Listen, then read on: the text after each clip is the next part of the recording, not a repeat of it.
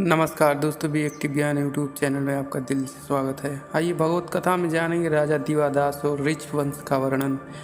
इतनी कथा सुनकर श्री सुखदेव जी बोले, हे राजा परीक्षित, दिवोदास के मित्र आयु नाम का एक पुत्र कि जिससे च्यवन, सुदास, सहदेव और सोमक सबसे छोटा था, उससे 100 पुत्र उत्पन्न हुए। उनमें जंतु नामक पुत्र सबसे श्रेष्ठ था और पृषद सबसे छोटा था। पृषद के द्रुपद नाम का पुत्र उत्पन्न हुआ। फिर द्रुपद को द्रौपदी नाम की एक कन्या और धृष्टद्युम्न नाम का एक पुत्र उत्पन्न हुआ।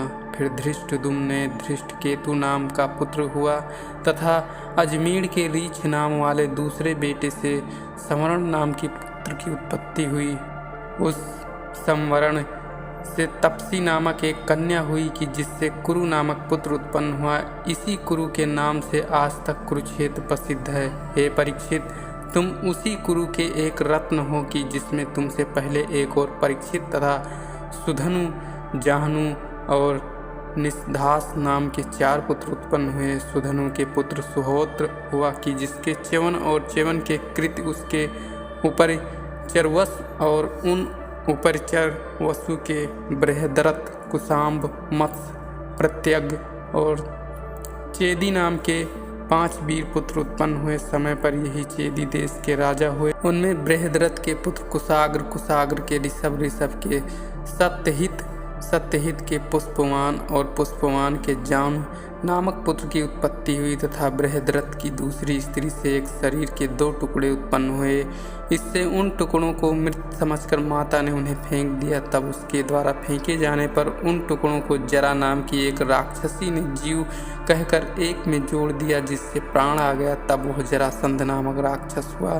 फिर सुरथ के विदुरथ नाम का पुत्र उत्पन्न हुआ, जिससे सार्वभौम नाम का एक बेटा हुआ और सार्वभौम के जयसेन, जयसेन के राधिक, राधिक के अयुत, अयुत के क्रोधधन, क्रोधधन के देवातिथि, देवातिथि के ऋषभ, ऋषभ के दिलीप और दिलीप के प्रतीक नामक पुत्र की उत्पत्ति हुई। फिर उस प्रतीक के देवापि, शांतनु और वाहिक नाम के 3 पुत्र उत्पन्न हुए, जिनमें देवाप पिता के दिए हुए राज्य को छोड़कर वन में चला गया। तब उसके वन में चले जाने पर राज्य का अधिकारी कौन हो, जब इस पर विचार हुआ तो प्रजा ने मझले पुत्र शांतनु को राजगद्दी पर बैठाया। शांतनु पूर्व जन्म में महाभिष नाम से प्रसिद्ध था तथा इस जन्म में शांतनु नाम इसलिए पड़ा कि वह जिन जिन बूढ़ों को हाथ से छू देते थे वह जवान हो जाते थे। इसी से लोग उसे संत कहकर पुकारते थे। क्रमशः संत का शांतनु हो गया।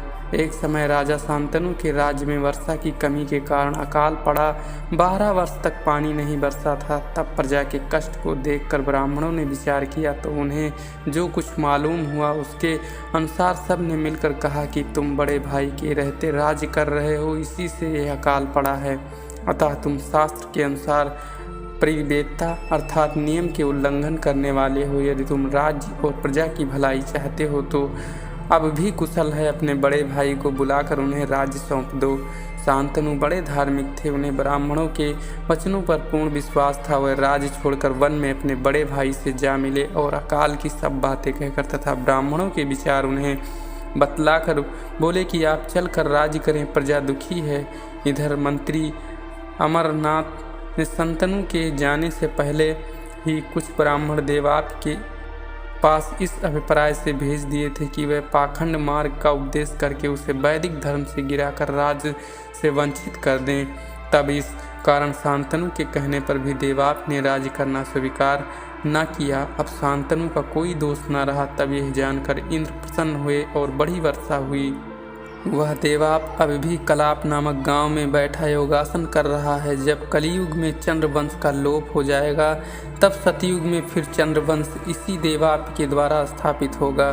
फिर वही के सोमदत्त नामक पुत्र हुआ कि जिसके भूरिश्रवा और सल नाम के 3 पुत्र उत्पन्न हुए। महाराज शांतनु को ब्रह्मशाप के कारण स्त्री रूप से पाई हुई गंगा के पेट से भीष्म जी हुए।